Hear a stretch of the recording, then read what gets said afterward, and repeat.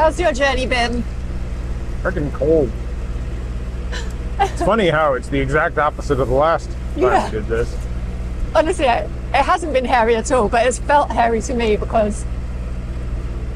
Well, the last time we did this, it was stiflingly hot, ridiculously, massive humidity because of the heat, but no wind. Like we were basically in sort of a doldrums feeling the whole time. And this time it's like the wind's blowing like mad and it's always blowing towards us.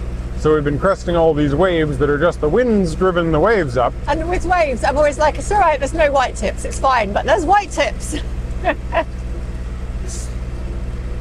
Nothing inherent about white tips makes the waves any more problematic. I know, it's psychological. Yeah. When it's cresting over you, you have a problem. Well, I went to change the battery at the front of the boat, and I had my back to the water, and I got splashed by waves coming over me. I mean, the wave didn't come over me, the little bit of water did, but yeah, sounds more dramatic. See, I miss going out into the surf off Venice Beach and like swimming in the curl when the wave like takes you over. And... No, thank you. Venice Beach scared me. I don't think I ever went in. I loved it there. I didn't like getting hit in the face with a Garibaldi, which happened almost every time I actually went under the water. Why did a biscuit hit you in the face?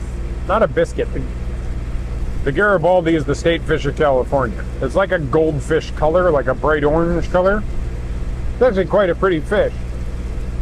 But for some strange reason, multiple times I'd go and I'd dive in and whack, I'd get like an orange Garibaldi across the face. Don't know, it's just weird bad luck. It wasn't every time. Like, I'd only go swimming in the ocean a few times a year. But once a year, it seemed, I'd get hit in the face with a Garibaldi. Like, they're very plentiful fish at times.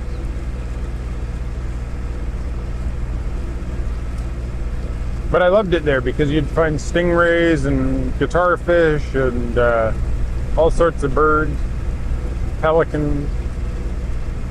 I got to sit like a foot away from a pelican, just talk to a pelican. I don't say much. Oh, I did like the pelicans in California.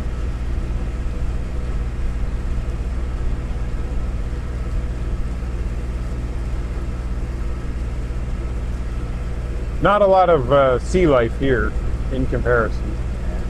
But we did see some cormorants and lots of ducks. The occasional rare floating piece of wood. Penguins. Nothing. No penguins. I did go off on a bit of a rant about the penguin thing, didn't I?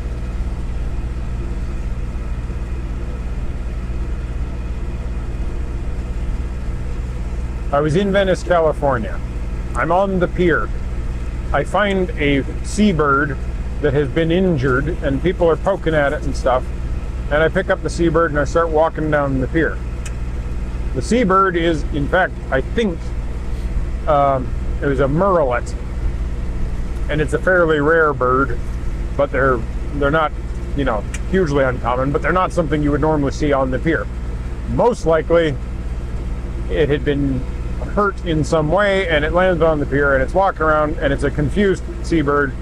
And I'm like, okay, I'll pick it up and I'll walk along, because I know how to pick up birds. And I'll walk it along, take it out to the shore. Yeah. Things you learn along the way. No, it just sounded a bit Andrew Tatey. Oh, wow. Not that kind of bird. Anyway. I know how to pick up birds. I do know how to pick up birds. Of the flighted variety. Not of the flighty variety, of the flighted. Anyway. I pick up this bird and I'm walking along the pier and there's all these people seeing me with a bird. And that's understandable that there's people going, hey, that's weird. There's a guy with a bird, right? A black and white bird. But then right at the end of the pier, this guy walks up to me and is like, is that a penguin? No, it's California. The equator is that way.